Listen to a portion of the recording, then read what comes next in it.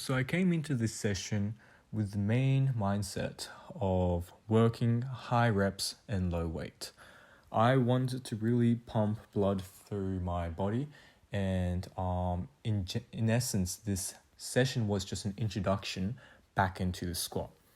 It's been about 2 weeks or so since I've last done a barbell squat, and I really wanted to focus on ensuring that I understood the movement down in the eccentric and up in the concentric, even in the bottom position by pausing, right? That's why I typically don't implement a very high rep warm up, especially with the barbell. I used to do so, but it seemed like I was pre-fatiguing my muscles and not necessarily getting the maximal effort of what was required for those high loads. But because the objective of this session was a bit different, I focused on 50% of my weights, around like 60 kilos, than my 1 rep max, right? So ideally that was going to be my working set, and I was just really going to push a bit with the reps. I kept it at max about 10 reps. Essentially the goal of this workout was introducing, right? Now, in this session, I also looked at GHD extensions, so back or hyper back extensions, and a lot of sit-ups. Essentially, I believe I had a bit of a problem in terms of my patience. I found that after taking a break from squats and getting back at it, I always came in with a very hasty mindset.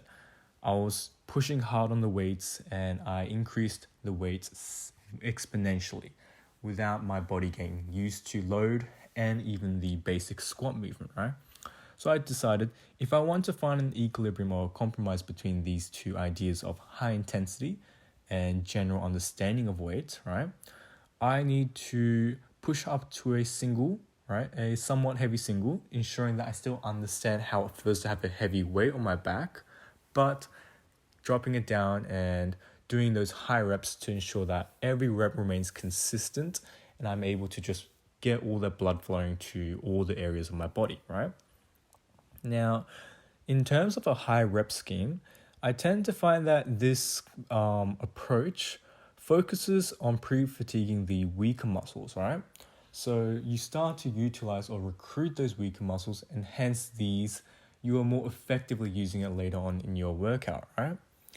But I guess in this case, I only kept it to about 10 reps. So it wasn't enough to really understand which muscles I was feeling the main soreness in, and I guess what my strengths were.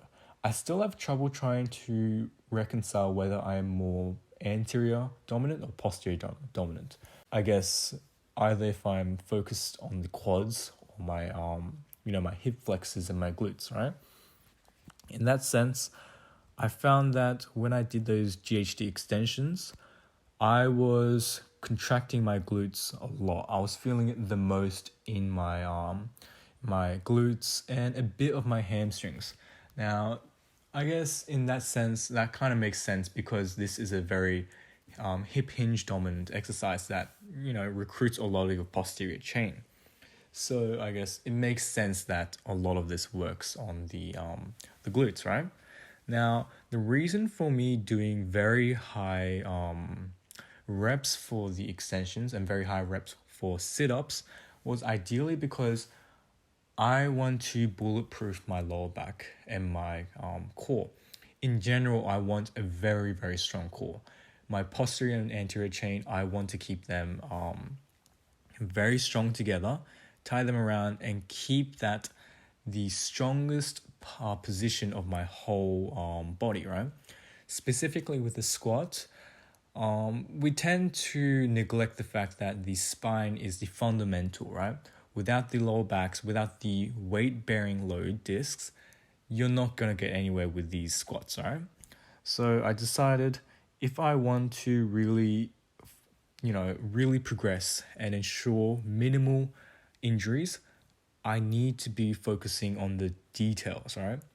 Or I guess the fundamentals, the base strength points. So that is essentially why I am going to be implementing a lot more high rep end exercises. So these supplementary hyperextensions, or just the basic sit-ups, I want to be able to do these very high reps in order to ensure that when I am in that squat position, I'm able to brace very effectively and ensure that you know, I'm not excessively arching or like recruiting too much of a spinal flexion, right?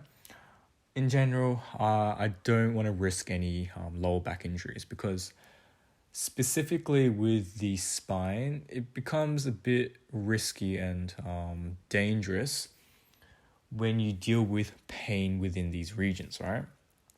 And I want to learn from my mistakes. I don't want to overexert these regions.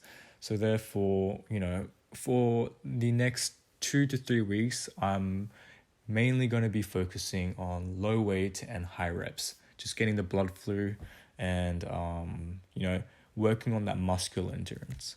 So that was basically it, and I'll finish it up here.